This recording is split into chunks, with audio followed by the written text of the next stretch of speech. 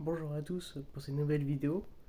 Euh, on va faire enfin la critique sur les Peaky Blinders, les 6 saisons, et je ne vous raconterai pas l'histoire, je ne vous ferai pas un synopsis des 6 saisons, je vous ferai vraiment juste en disant pour la série, parce que c'est quand même, ça va être long, sinon ça va être une longue critique, j'ai pas envie de faire très long, et sur le film, du coup, l'immortel Peaky Blinders, hein. Et puis, on va commencer par la saison 1. Du coup, on suit la famille Shelby, qui est un gang de Birmingham en 1919. Et bien sûr, on voit un peu ce qu'ils font. Il va y avoir un enquêteur. Un, comment dire, il est pas très, il est pas très sain.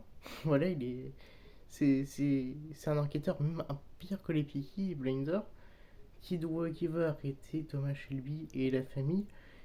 Et puis déjà, le casting. Qu'est-ce que j'en pense? Saison 1, il n'y a que 3 personnes qui sont vraiment connues. On a Helen McCrory, malheureusement, qui est décédée pendant la saison 6 de Peaky Blinders. Du coup, c'est une femme qui a joué dans Harry Potter. À part ça, je connais pas vraiment sa carrière. Ce n'est pas une actrice que je connais vraiment. Après, on a bien sûr Sam Neill, qui est l'enquêteur. Je sais pas comment dire, peut-être un inspecteur, voilà, euh, chacun peut l'appeler comme il veut, mais voilà, c'est le flic. Et Sam Neill, il est très connu pour avoir joué dans Jurassic Park. Et bien sûr, Jurassic Park, c'est super connu. Il a joué dans Jurassic Park 3 et Jurassic World, le monde d'après. Il a joué dans Event Horizon. Il a joué dans un film d'une adaptation de Stephen King, c'est un acteur très connu. Et on a bien sûr Cillian Murphy. Cillian Murphy, récompensé aux Oscars pour Oppenheimer, il a joué dans Batman Begins, The Dark Knight, Inception, Dunkerque et 28 jours plus tard, du coup. Mais c'est vraiment un énorme acteur maintenant, il est de mieux en mieux. Et puis cette saison 1, moi j'ai adoré. Quand je l'ai découvert, j'ai vraiment adoré, c'était super. Et je la conseille, c'est vraiment incroyable. Le casting, tout le monde, même les couleurs. Il y a vraiment quelque chose que j'adore dans la saison 1. Et puis on va commencer par la saison 2. La saison 2, je vais pas vous raconter l'histoire parce que sinon je vais vous spoiler parce qu'à chaque saison, il faut voir la saison d'avant parce que sinon on peut pas comprendre. Du coup, saison 2, on a encore les mêmes personnages, le même inspecteur. Et cette saison 2, elle est plus brutale, elle est mieux, elle est plus sanglante, il y a plus d'action. En fait, c'est tout quoi, c'est encore plus et c'est encore mieux. Tout simplement, voilà, saison 2 incroyable, même meilleure que la saison 1. Après, on a la saison 3 qui était pas très très très bien aussi, hein. Moi j'ai adoré. On n'a plus le personnage de l'inspecteur, on a un acteur connu. Normalement, on a Tom Hardy, je crois, dans la saison 3. Je sais plus s'il arrive dans la saison 2 ou 3, mais non, c'est dans la saison 3, qui est bien sûr très connu. Tom Hardy, Venom, le film The Revenant, maintenant il est devenu connu. Voilà, il joue très bien, mais je connais pas trop l'acteur comme ça. Mais c'est une bonne saison. Saison 4, elle est encore elle est encore plus folle. Il y a beaucoup d'action. Il y en a plus que les autres saisons. C'est vraiment le film d'action. En plus, avec l'acteur qui joue dans Le Pianiste, Adrien Brody, qui est très connu. Il joue très bien dans la série.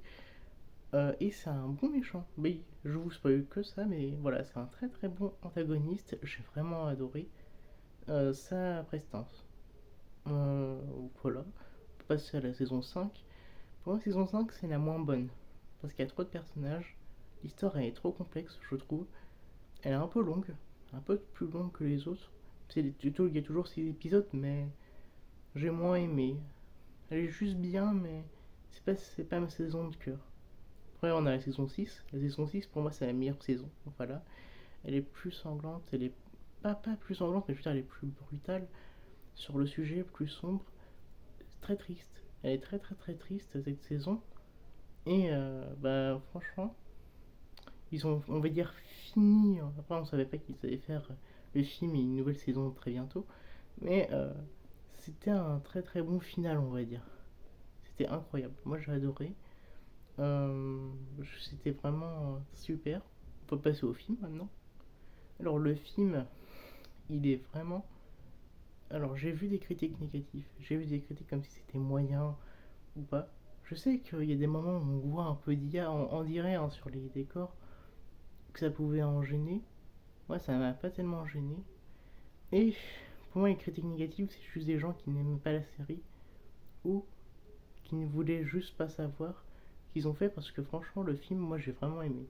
C'est vraiment une petite pépite. Voilà, si Peaky Blinders, c'est vraiment un film que j'ai vraiment adoré avec Tommy Shelby qui doit aider son fils pour une histoire parce que son fils a repris les Peaky Blinders le flambeau et j'ai adoré ce film. Hein. Je sais pas, il y a quelque chose que j'aime, il est triste, surtout à la fin. Je vous dis pas pour Tommy Shelby, vous le découvrirez si vous voyez le film sur Netflix, mais oui, il est triste. Il est triste, c'est une fin quand même, on s'y attendait, mais c'était triste. Mais c'était cool. Voilà, j'ai vraiment aimé.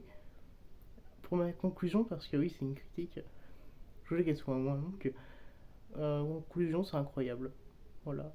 L'univers des Peaky Blinders est incroyable, mais par contre, j'ai un peu peur pour les nouvelles saisons. Voilà. Voilà, je vois pas pourquoi ils vont faire une nouvelle saison. Je comprends en même temps, mais je vois pas parce que. Je vais pas vous spoiler, mais. Voilà, je vois pas pourquoi remettre un pied dans l'univers, c'est comme Stranger Things. Stranger Things n'est pas fini, je comprends pas pourquoi ils ont fait la chronique de 1985 qui sort en avril, je ne comprends pas pourquoi. Au bout d'un moment, il faut tuer la bête, comme on dit. Là, c'est un peu pareil, sauf que bien sûr, c'est pas une animation. Mais voilà, au bout d'un moment, il faut s'arrêter Netflix. Mais voilà, j'ai un peu peur, je la verrai. Mais voilà, du coup, bah, merci d'avoir suivi cette critique. Dites-moi en commentaire si vous avez vu cette série, si vous l'avez aimé ou pas, et le film aussi.